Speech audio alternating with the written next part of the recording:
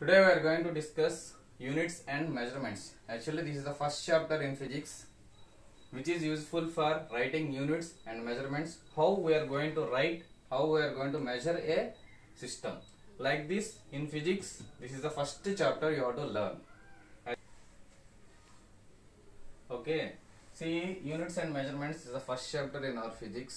యాక్చువల్గా మీకు IIT mains and neat పర్పస్లో రెండు విధాలుగా మీకు యూజ్ అయ్యేలాగా ఇక్కడ మనం పాయింట్స్ డిస్కస్ చేస్తాం. జాగ్రత్తగా వినండి. What are units and what are measurements. యాక్చువల్గా మీకు మెజర్మెంట్స్ అంటే చిన్నప్పుడు చదువుకొని ఉంటారు. అంటే చిన్నప్పుడు అంటే 8th 9th స్టాండర్డ్ 10thలో లైట్గా మెజర్మెంట్స్ గురించి చదువుంటారు. కానీ అది ఇక్కడ మనకు అంత యూజ్ అవ్వదు. కానీ ఇక్కడ మనకు వచ్చేసరికి ఆ మెజర్మెంట్స్ ఎలా ఉంటాయి, వాటికి యూనిట్స్ ఎలా రాస్తాం, ఈ పాయింట్స్ మీద మనకు ఒక డైమెన్షన్ ఫార్ములా అని వస్తుంది. ఆ డైమెన్షన్ ఫార్ములా ఎలా రాస్తాం. So you are going to discuss this all points in this chapter. అంటే ఏంటంటే మీకు యాక్చువల్గా ఈ ఇయర్ మొత్తంలో మీకు ఫస్ట్ ఇయర్ వచ్చేసి 16 చాప్టర్స్ ఉంటాయి, సెకండ్ ఇయర్ వచ్చేసి 14 చాప్టర్స్ ఉంటాయి. మొత్తం మీకు 30 చాప్టర్స్లో యూనిట్స్ అండ్ మెజర్మెంట్స్ నుంచి కంపల్సరీ మనం ఒక డైమెన్షన్ ఫార్ములా రాయాల్సి ఉంటుంది. ఆ డైమెన్షన్ ఫార్ములా రాయాలి అంటే దాని బేస్ మీద మనం ఫస్ట్ ఈ చాప్టర్ తరువుగా తెలుసుకోవాలి.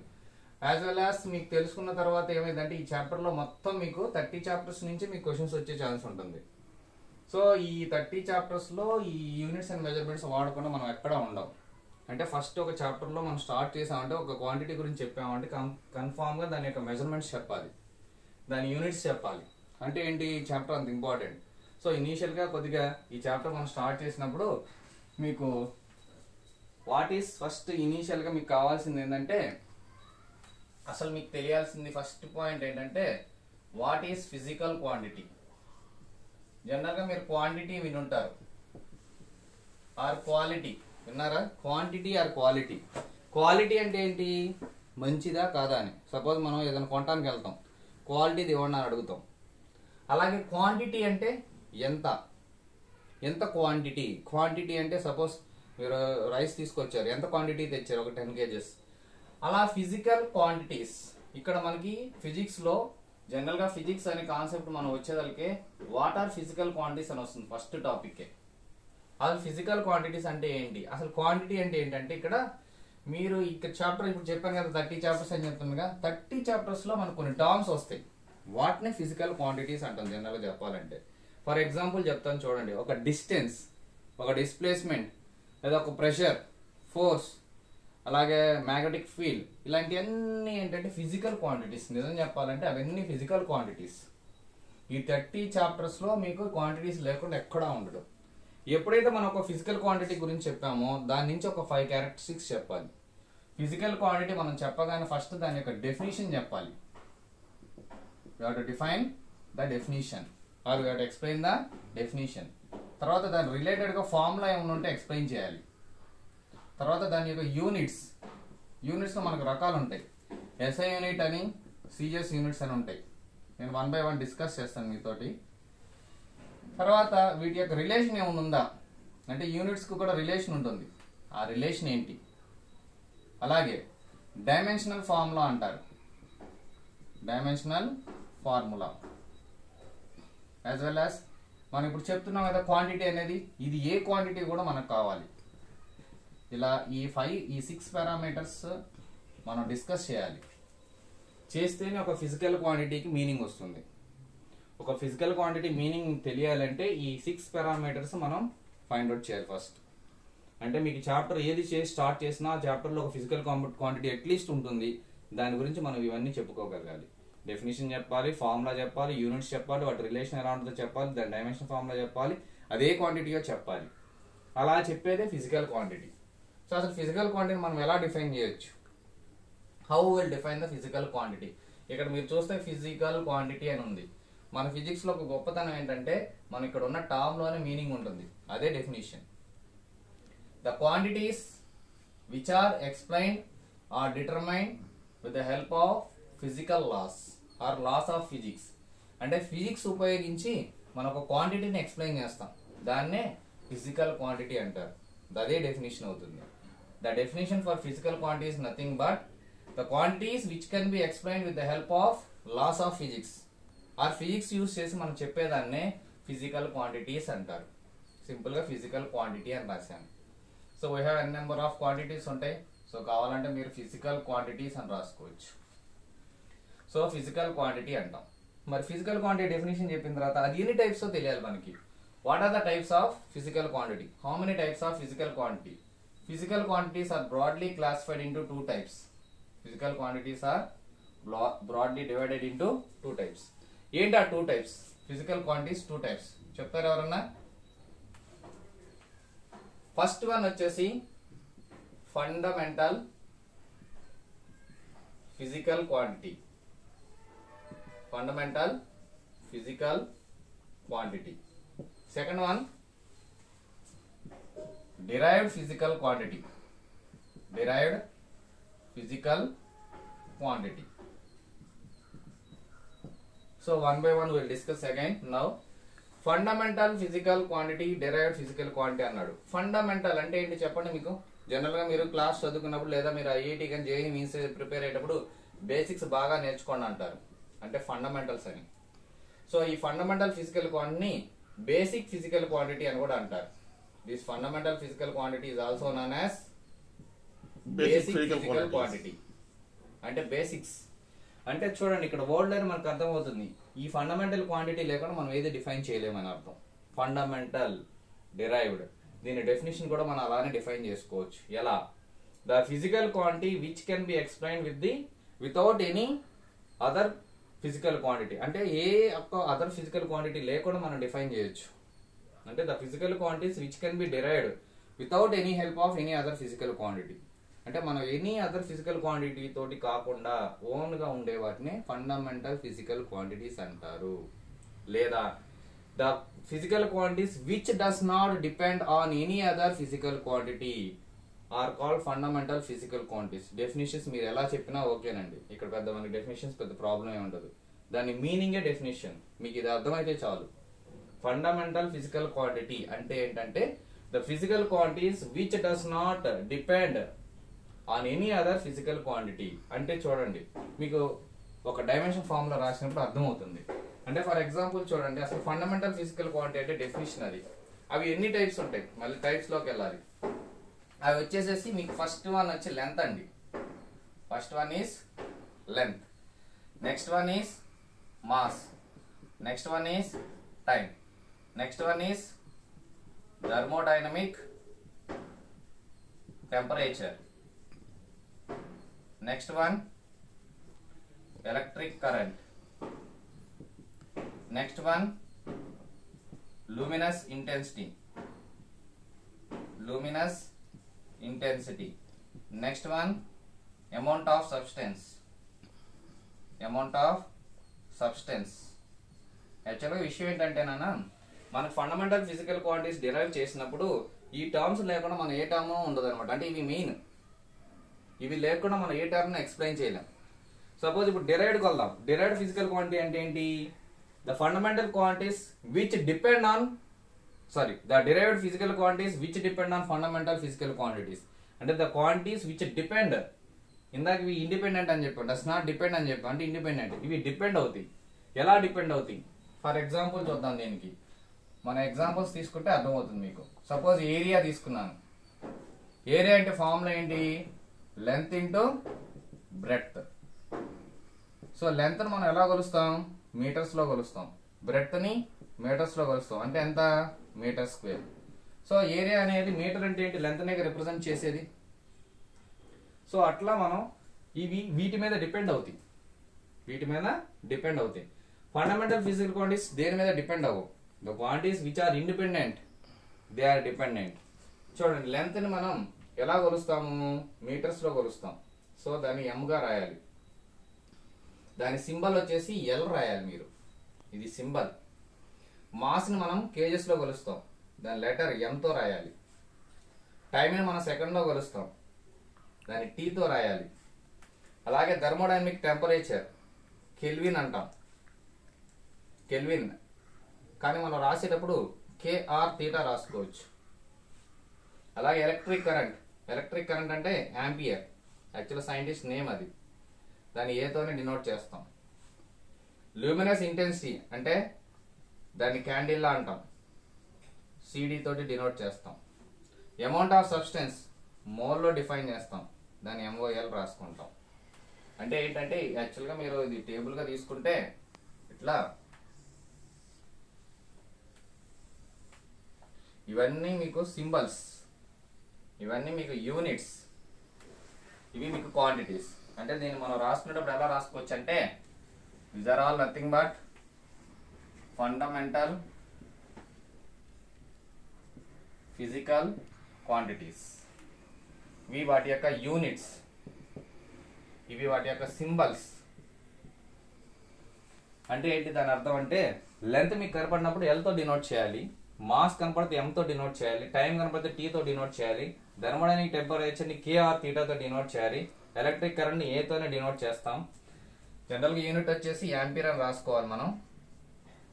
ల్యూమినస్ ఇంటెన్సిటీని CD తో డినోట్ చేస్తాం, అమౌంట్ ఆఫ్ సబ్స్టెన్స్ ని మోల్ తో డినోట్ చేస్తాం. అంటే ఏం లేదన్నా మనం డైమెన్షన్ ఫార్ములా ఇందాక చెప్పాను, ఆ డైమెన్షన్ ఫార్ములా రాయాలంటే ఈ లెటర్స్ తోనే మనం రాయగలగాలి, ఆ లెటర్స్ తోనే మనం రాయగలగాలి. Only the symbols you have to use. Without that symbols we are not going to write any dimension formula. అంటే డైమెన్షన్ ఫార్ములా రాయాలంటే కంపల్సరీ ఫండమెంటల్ ఫిజికల్ క్వాంటిటీస్ మొత్తం మనకు ఉండాలి. అంటే వీటిని 7 మీకు 7 వస్తాయి చూడండి. 1 2 3 4 5 6 7. These 7 are fundamental physical quantities.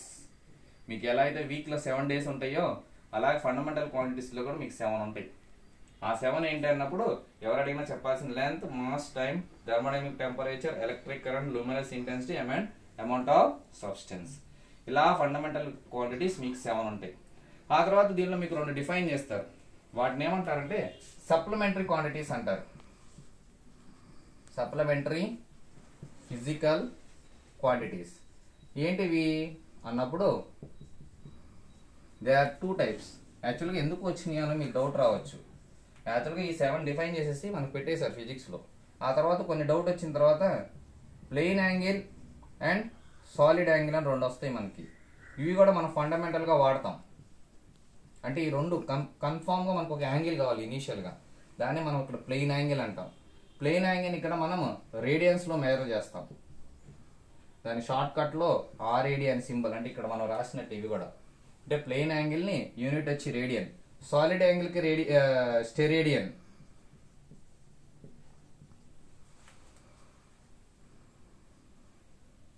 Steradian దాని షార్ట్ కట్ లో SD అని రాస్తారు. అంటే ఏంటి యూనిట్, అది సింబల్, ఇవి యూనిట్స్. సో మనకి 2 సప్లిమెంటరీ క్వాంటిటీస్ ఉంటాయి. అంటే 7 ఫండమెంటల్ ఫిజికల్ క్వాంటిటీస్ ఉంటాయి, 2 సప్లిమెంటరీ ఫిజికల్ క్వాంటిటీస్ ఉంటాయి. Plane angle, solid angle. Plane angle is measured in terms of radians and solid angle is measured in terms of steradians. దాని short cut symbols RAD SD అని రాస్తారు. అంటే ఈ 7 ఈ 2 మొత్తం ఈ 9 క్వాంటిటీస్ కాకుండా మిగతా అన్ని డైరెక్ట్ ఫిజికల్ క్వాంటిటీసే. కావాలంటే మీరు ఏదైనా ఎగ్జాంపుల్ తీసుకోండి. ఫర్ ఎగ్జాంపుల్ మీరు డెన్సిటీ తీసుకోండి. డెన్సిటీ అంటే ఫార్ములా ఏంటి? Mass by volume. So mass దేనిలో కొలుస్తాం మనం? కేజెస్లో కొలుస్తాం. మరి volume length into breadth into height. అంటే లెంత్ దేనిలో మెజర్ చేస్తాం? మీటర్స్లోనే. బ్రెడ్త్ని మీటర్స్లోనే, హైట్ని మీటర్స్లోనే. అంటే మొత్తం ఎంత అవుతుంది? kg by metre cube. So kg దేని రిప్రజెంట్ చేస్తుంది? మాస్నేగా. మీటర్ అంటే లెంత్నేగా రిప్రజెంట్ చేస్తుంది. అంటే ఆ 2 టర్మ్స్ లేకుండా మనం ఏ టర్మ్ని డిఫైన్ చేయలేము. We are not going to define any derived quantities without help of fundamental physical quantities. అందుకని మీకు డెఫినేషన్ మళ్ళీ ఒకసారి చెప్తాను చూడండి. ఫండమెంటల్ ఫిజికల్ క్వాంటిటీస్ అంటే basic physical quantities which does not depend on any other physical quantity. ఏదైనా ఒక ఫిజికల్ క్వాంటిటీ ఏ physical quantity మీద డిపెండ్ అవ్వదు. ఇవన్నీ యూనిక్, ఇలానే ఉంటవి. సో అవి ఇవి. కానీ derived ఫిజికల్ క్వాంటిటీస్ కంపల్సరీ మనకి ఫండమెంటల్ ఫిజికల్ క్వాంటిటీ మీద డిపెండ్ అవ్వాలి. అంటే the physical quantities which depend on fundamental physical quantities are called derived physical quantities. అలా మనకి ఏరియా, డెన్సిటీ, ఇంకా మీకు ఏ టర్మ్ అయినా తీసుకోవచ్చు, ప్రెషర్, ఫోర్స్, మీరు ఇన్ని ఏదైనా తీసుకోండి. ఈ ఎక్సెప్ట్ ఈ టర్మ్స్ మొత్తం మిగతావన్నీ derived ఫిజికల్ క్వాంటిటీస్. అట్లా మనకి ఫిజికల్ క్వాంటిటీస్ని ఫస్ట్ ఫిజిక్స్లో డిఫైన్ చేస్తారు. ఇప్పుడు మీకు చెప్పాను చూసారా, ఈ ఏరియా అవ్వచ్చు, ఈ డెన్సిటీ అవ్వచ్చు, లేకపోతే ఈ టర్మ్స్ అన్నింటినీ ఫిజికల్ క్వాంటిటీస్ అంటారు. These are all called physical quantities. Physical quantities means a quantity which can be explain or determine with the help of laws of physics. అంటే ఫిజిక్స్ ను ఉపయోగించి మనం ఎక్స్ప్లెయిన్ చేయడాన్ని ఫిజికల్ క్వాంటిటీ అంటారు. అవి 2 types ఉంటాయి, fundamental physical quantity, derived physical quantity. Fundamental physical quantities అంటే ఏంటి? The quantities which does not depend on any other physical quantity. They are 7 types. ఈ 7 మీకు గుర్తుండాలి. Length, mass, time, thermodynamic temperature, electric current, luminous intensity, amount of substance, వాటి యొక్క symbols, వాటి యొక్క units. అలాగే మనకి 2 సప్లిమెంటరీ ఫిజికల్ క్వాంటిటీస్ ఉంటాయి, ప్లెయిన్ యాంగిల్, సాలిడ్ యాంగిల్. ఆ తర్వాత derived physical quantities. Derived physical quantities and the quantities which depend on fundamental physical quantities. దానికి ఎగ్జాంపుల్స్ మీరు ఏమైనా తీసుకోవచ్చు, కన్ఫామ్ గా అవి ఫండమెంటల్ ఫిజికల్ క్వాంటిటీ మీద డిపెండ్ అయి ఉంటాయి. ఇట్లా మీరు ఫస్ట్ ఇది ఇంట్రడక్షన్ ఆఫ్ క్వాంటిటీస్ అంటే యూనిట్స్ అండ్ మెజర్మెంట్స్ అనే చాప్టర్ లో this is introduction. See, after discussing those types, we will see what is unit. మన చాప్టర్ నేమే యూనిట్ కదా. యూనిట్ అంటే ఏంటి? యాక్చువల్గా యూనిట్ ఆఫ్ ఫిజికల్ క్వాంటిటీ. మనం చెప్పిన ఇప్పుడు ఫిజికల్ క్వాంటిటీకి యూనిట్స్ రాయాలి. Unit of or units of physical quantity. Physical quantities కి మనం యూనిట్స్ రాయాలి. ఫర్ ఎగ్జాంపుల్ మీకు చిన్న ఎగ్జాంపుల్ చెప్తాను. వాట్ ఈస్ యువర్ హైట్ అని అడుగుతాను. హైట్ అనగానే మనం ఏం చెప్తాం? జనరల్గా 5 feet అని చెప్తాం. వాట్ ఈజ్ యువర్ వెయిట్ అంటాం, 40 kgs అంటాం. ఇది ఎలా తెలుసు? సపోజ్ మనం 2 persons తీసుకున్నాం, person A, person B. What is your height అన్నాం. ఒకడు 5 feet అంటాడు, ఒకడు 6 feet అంటాడు మేబీ. ఇంకోటి what is the weight of person ఏ అంటాం, 40 kgs, 50 kgs అంటాడు. అంటే ఏంటి? వాడు ఎలా చెప్తున్నాడు? ఒక టర్మ్ చెప్పేసేసి దానికి ఒక యూనిట్ ని యాడ్ చేస్తున్నాడు. అది ఫిల్ కంప్లీట్ అవ్వకపోతే మన హైట్ అంటే తెలుస్తుందా? సింపుల్ గా నేను వాట్ ఈజ్ యువర్ హైట్ అంటే 5 అంటే అర్థమైపోద్ది నీకు. 5 feet అని చెప్పాలి. వాట్ ఈజ్ యువర్ వెయిట్ అన్నాను, 40 kgs అంటావు. మరి ఆ కేజీ చెప్పకుండా ఓన్లీ 40 అంటే నీకు అర్థం అవుద్దా కేజీ అనేది? అంటే జనరల్గా మనకు తెలిసినప్పటికీ వాటి యొక్క యూనిట్స్ మనం కన్ఫామ్ గా చెప్పుకుంటా ఉండాలి. అంటే ఏంటి? యూనిట్ అంటే ఏంటి? ఇక్కడ మనం డిఫైన్ చేసుకుంటాం. Unit nothing but A measurement of physical quantity. Unit is nothing but A measurement of physical quantity with a standard reference and compared with the given physical quantity. మనకి ఇచ్చిన యూనిట్ తో measure చేస్తాం. అంటే ఏంటి? ఇప్పుడు height అనగానే feet అన్నాము, wait అనగానే కేజెస్ అన్నాం. అంటే ఏంటి? మనకు అడిగిన క్వశ్చన్ బట్టి మనం ఇక్కడ యూనిట్స్ ని చేంజ్ చేసుకోవాలి. ఇవన్నీ స్టాండర్డ్ వన్. అంటే మీరు సపోజ్ ఇండియాలో ఉన్నారు, మీరు వెయిట్ చూసుకున్నారు 40 kgs ఉంది. అమెరికా వెళ్ళాం, అక్కడ వెయిట్ చూసుకుంటే 40 kgs ఉండాలి. అక్కడ వేరేవి చూపిస్తే మీరు అప్పుడు డౌట్ వస్తుంది. అంటే ఏంటి? మనం ఒక సిస్టమ్ ను ఫాలో అవుతున్నప్పుడు అది మొత్తం యూనివర్స్ గా ఫాలో అవ్వాలి. ఆ వెయిట్ అన్నప్పుడు అదే చూపించాలి. అలా కొన్ని మనకు డిఫైన్ చేస్తారు. యాక్చువల్గా మీకు యూనిట్స్ లో మళ్ళీ 2 types ఉంటుంది. Units are divided into 2 types. First one ఏంటంటే fundamental unit. Fundamental unit. And next one is derived unit. మీరు ఈ చూడగానే అర్థమైపోయి ఉండాలి. ఇందాక మనం ఫండమెంటల్ ఫిజికల్ క్వాంటిటీ అని చెప్తాం. ఆ ఫండమెంటల్ ఫిజికల్ క్వాంటిటీస్ ఎన్ని ఉన్నాయి? మొత్తం 7 ఉన్నాయి. వాటికి యూనిట్స్ రాసాం. ఆ యూనిట్స్ అన్ని ఫండమెంటల్ యూనిట్స్ అయితే. The units which are used to measure the fundamental physical quantities are called fundamental units. The units which are used to measure the derived quantities are called derived units అంటారు. అవే డెఫినిషన్స్. Unit అంటేనేమో it is a measurement of a physical quantity which is compared with the reference or standard quantity. అంటే standard వాల్యూని మనం compare చేస్తూ గీయాలి. దాని యూనిట్స్ ఆర్ 2 types ఉంటాయి నాన్న, fundamental units and derived units. Fundamental units అంటే ఏంటి అన్నప్పుడు మనం ఇందాక రాసిన ఫండమెంటల్ క్వాంటిటీకి 7 క్వాంటిటీస్ ఉన్న యూనిట్స్ నే ఫండమెంటల్ యూనిట్స్ అంటాం. For example metre, kg, second అని రాసాం. These are the examples for fundamental units. మరి డిరైవ్డ్ యూనిట్స్ కి ఏం రాసుకోవచ్చు? మీటర్ స్క్వేర్, మీటర్ క్యూబ్, ఇలా మనం రాసుకున్నాం ఇందాక వాల్యూమ్. అలాగే డెన్సిటీకి కేజీ బై మీటర్ క్యూబ్. ఇవన్నీ డిరైవ్డ్ ఫిజికల్ క్వాంటిటీ యొక్క యూనిట్స్ అవుతాయి. సో ఆ యూనిట్స్ నే డిరైవ్డ్ యూనిట్స్ అంటాం. ఇలా మనకి యూనిట్స్ అనేది డిఫైన్ చేసుకుంటా వస్తాడు. అసలు దీనికంటే ముందు మనకి సిస్టమ్ ఆఫ్ యూనిట్స్ తెలియాలి. సిస్టమ్ ఆఫ్ యూనిట్స్ ఏంటి? సిస్టమ్ ఆఫ్ యూనిట్స్ అన్నప్పుడు ఇనీషియల్ గా మనం ఫిజిక్స్ అంతా డిఫైన్ చేసినప్పుడు ఒక యూనిట్ సిస్టమ్ ని డిఫైన్ చేసుకుంటూ వచ్చారు. దానిలో ఫస్ట్ సిస్టమ్ ఏంటంటే ఎఫ్పిఎస్ సిస్టమ్ అంటారు. FPS system. ఎఫ్ అంటే ఏంటంటే ఫుట్, పి అంటే పౌండ్, ఎస్ అంటే సెకండ్. తర్వాత సిజిఎస్ సిస్టమ్ ని డిఫైన్ చేసుకొచ్చారు. సి అంటే ఏంటి? సెంటీమీటర్. జీ అంటే గ్రామ్, ఎస్ అంటే సెకండ్. అలాగే నెక్స్ట్ ఎంకేఎస్ సిస్టమ్ అంటారు. ఎం అంటే ఏంటి మీటర్, కే అంటే కిలోగ్రామ్, ఎస్ అంటే సెకండ్. సో మీరు ఈ సిస్టమ్ని అబ్జర్వ్ చేస్తే జాగ్రత్తగా ఫస్ట్ ఇనీషియల్గా ఎఫ్పిఎస్ సిస్టమ్ ఉండేది, తర్వాత సిజే సిస్టమ్ వచ్చింది, ఆ తర్వాత ఇప్పుడు మనం డిఫైన్ చేసుకునేది ఎంకే సిస్టంలో. మీరు అబ్జర్వ్ చేస్తే జాగ్రత్తగా ఇవన్నీ చూడండి, లెంత్ని రిప్రజెంట్ చేస్తాయి, ఇవి మాస్ని రిప్రజెంట్ చేస్తుంది, ఇది టైంని రిప్రజెంట్ చేస్తుంది. ఇందాక మనం ఫండమెంటల్ ఫిజికల్ క్వాంటిటీస్లో ఫస్ట్ 3 చెప్పుకున్నాం. ఏంటవి? Length, mass, time. చూడండి, అంటే లెంత్, మాస్, టైం లేకుండా మనం ఏది డిఫైన్ చేయలేం. చూడండి, ఇనీషియల్గా ఫుట్ పౌండ్ సెకండ్ అన్నాం. యాక్చువల్లీ ఇది బ్రిటిష్ సిస్టమ్. బ్రిటిష్ సిస్టమ్ అంటే మనకి ఇదివరకు రోజులు గుర్తుందో లేదో, మీరు చిన్నప్పుడు లేదా మీ ఇంట్లో గ్రాండ్ పేరెంట్స్ ఉంటే అడగండి, ఏదైనా స్థలం కానీ మనం ఒక ఏరియాని మెజర్ చేయాలంటే ఫుట్తో కొలిసేవాళ్ళు, అంటే అడుగులు లెక్కలో కొలిసేవాళ్ళు. ఎన్ని అడుగులు ఉండేది, ఈ ఏరియా ఎన్ని అడుగులు ఉంది అంటారు. అంటే ఏంటి? ఆ లెంత్ ఫుట్తో మెజర్ చేసేవాళ్ళు. ఆ తర్వాత మీకు తెలుసో లేదో కర్రలతో మెజర్ చేసేవాళ్ళు, కర్రలు. తర్వాత చైన్స్ వచ్చినాయి, సర్వే చైన్స్ అంటారు. ఇప్పుడు మనకైతే టేప్స్ వస్తున్నాయి, మెజరింగ్ టేప్స్ అని వస్తాయి. ఇట్లా 1 by 1 డెవలప్ అవుతూ మనం ఇప్పుడు ఆ స్టేట్కి వచ్చామన్నమాట. అంటే ఇనీషియల్గా ఒక 100 years మీరు బ్యాక్కి వెళ్తే 1940s అట్లా 1947 మన ఇండిపెండెన్స్ వచ్చిన తర్వాత కొత్తలో ఏదైనా మనం ఒక స్థలాన్ని కానీ ఒక ఏరియాని కానీ మెజర్ చేయాలంటే ఫుట్స్తో కొలిసేవాళ్ళు, అంటే అడుగులు అంటారు. అందుకని ఫుట్. సో ఇది స్టాండర్డ్గా ఉండేది అప్పట్లో. అంటే మీరు ప్రపంచంలో ఎక్కడికి పోయినా కానీ ఏదైనా ఒకటి కొనాలన్నా మీరు మెజర్ చేయాలంటే ఫుట్స్లో మెజర్ చేసేవాళ్ళు, ఫుట్. సో అందుకే దాని లెంత్తో మనం. తర్వాత పౌండ్స్ అంటారు, పౌండ్ అని వినే ఉంటారు మీరు, ఇన్ని పౌండ్స్ అంటారు. అంటే ఏంటి? మాస్ రిప్రజెంట్ చేస్తుంది అది. అలాగే టైం ఎప్పుడు సెకండ్స్లోనే ఉంటుంది. ఆ తర్వాత కొంత సైన్స్ డెవలప్ అయినాక in the early of the 19th centuries వాటి మనం యూనిట్స్లోకి మార్చారు. సెంటీమీటర్, మీటర్స్ వచ్చినాయి, గ్రామ్, కిలోగ్రామ్, తర్వాత టైం, సెకండ్.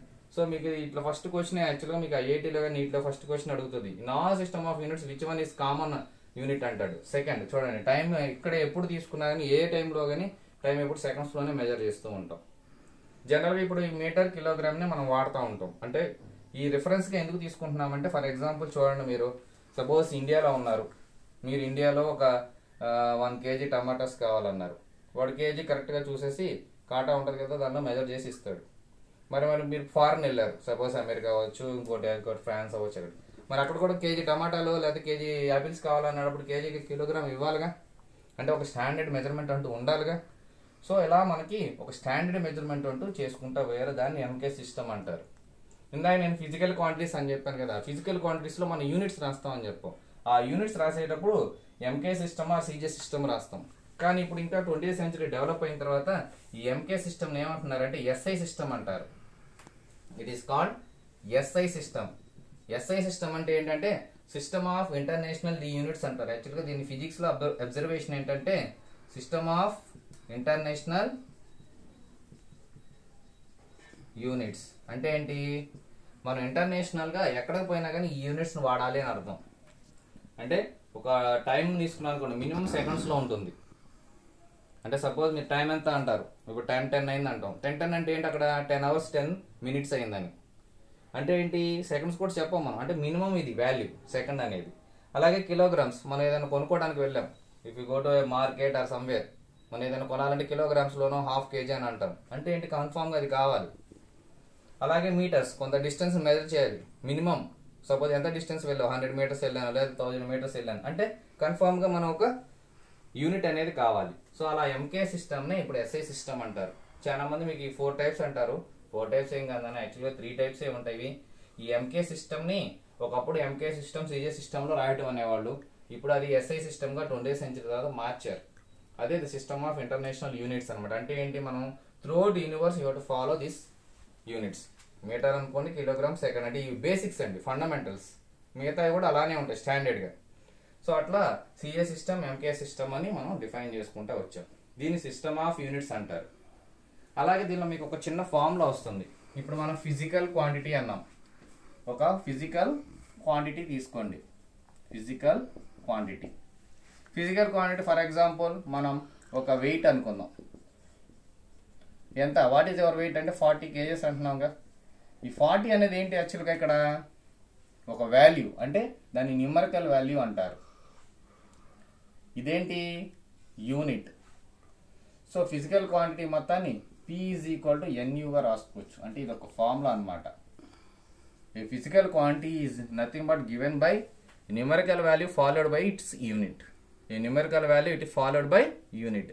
మీరు ఏది తీసుకోండి, ఫర్ ఎగ్జాంపుల్ నేను ఇక్కడ వెయిట్ తీసుకున్నాను, హైట్ తీసుకున్నాను అనుకోండి. Height is equal to 5 feet అంటాం. అంటే ఏంటి? జనరల్గా ఈ వాల్యూ అనేది న్యూమరికల్ వాల్యూ కింద వస్తుంది, ఇది యూనిట్ కింద వస్తుంది. ఇట్లా మనకి ఒక ఫిజికల్ క్వాంటిటీని P ఈజ్ ఈక్వల్ NUగా డిఫైన్ చేస్తాడు. అయితే P అనేది ఎప్పుడు కాన్స్టెంట్. కాన్స్టెంట్ అంటే ఫిజికల్ క్వాంటిటీస్ చాలా ఉంటాయి. So N is proportional to 1/U అంటాడు. Nothing but or U is proportional to 1/, అంటాడు. మీరు ఏదైనా తీసుకోవచ్చు. జనరల్గా మీరు unit is proportional to 1/N అంటాడు, or N is equal to 1/U అంటాడు. మీరు ఏది తీసుకున్నా కానీ ప్రాబ్లం లేదు. జనరల్గా మీకు ఇది యాక్చువల్గా డెఫినేషన్, యాక్చువల్గా ఇది మీకు correct. Physical quantity is defined as numerical value into unit. ఇది మీరు గుర్తుపెట్టుకోవాల్సిన ఫార్ములా. సో వాడు మీకు బుక్స్లో యాక్చువల్గా NU is equal to constant అంటాడు. అంటే N is proportional to 1/U అంటాడు. అంటే ప్రపోర్షనాలిటీ తీసినప్పుడు మనం ఎప్పుడు ఒక కాన్స్టెంట్ అని రాసుకుంటాం. ఈ ఫార్ములా బేస్ చేసుకున్నప్పుడు ఒక 2 క్వాంటిటీస్ ఉంటే N1U1 ఈజ్ ఈక్వల్ టు N2U2గా రాసుకుంటాం. అంటే ఒక సిస్టమ్ నుంచి ఇంకో సిస్టంలోకి మార్చడం అంటారు. ఇప్పుడు మీరు ఇక్కడ 40 kgs అన్నాం మనం. సపోజ్ ఈ ఫస్ట్ సిస్టంలో దీన్ని 40 kgs రాస్తున్నాం. 40 kgs మనం గ్రామ్స్లో రాస్తే ఎంతో తెలుసా మీకు? 1 kgకి ఎన్ని గ్రామ్స్ చెప్పండి? 1 kgకి 1000 grams. అంటే మనం ఏం చేస్తున్నాం? ఒక సిస్టమ్ నుంచి ఇంకో సిస్టంలోకి మార్చుకున్నాం. ఇది ఎంత అవుతుంది? మనకి 40,000 grams అవుతుంది. అంటే ఏంటి? కేజెస్ని గ్రామ్స్లో మారుస్తున్నాం. అట్లా దీన్ని వాడు డిఫైన్ చేస్తాడు. ఇది మీ ఫస్ట్ వచ్చే ఫార్ములా దీనిలో. అంటే N1U1 is equal to N2U2 అంటాడు. యాక్చువల్గా ఇది ఎలా వచ్చిందంటే దీని నుంచి వచ్చింది. ఫిజికల్ క్వాంటిటీ అంటే N ఇంటూ U రాసుకోవాలి. అంటే ఫిజికల్ క్వాంటిటీస్ అన్ని మన కాన్స్టెంట్, అంటే ఏం అవ్వచ్చు, అవి మనం చెప్పలేము. ఏదైనా తీసుకున్న ఫిజికల్ క్వాంటిటీ అవుతుంది. అందుకని N1U1 ఈజ్ ఈక్వల్ N2U2 అని రాస్తాము. దాన్ని ఒక సిస్టమ్ నుంచి ఇంకో సిస్టంలోకి మనం మార్చుకోవచ్చు. ఇప్పుడు 40 kgs మనం గ్రామ్స్లోకి మార్చుకున్నాం. అట్లా ఒక సిస్టమ్ నుంచి ఇంకో సిస్టంలోకి మార్చడమే దీనికి ఫార్ములా అనమాట. So N1U1 is equal N2U2 అవుతుంది. ఇట్లా మనకి క్వాంటిటీస్ని డిఫైన్ చేసుకుని ఒక ఫార్ములా మనకి చెప్పాడు. సో 1 by 1 మనం దీని గురించి మళ్ళీ డిస్కస్ చేద్దాం.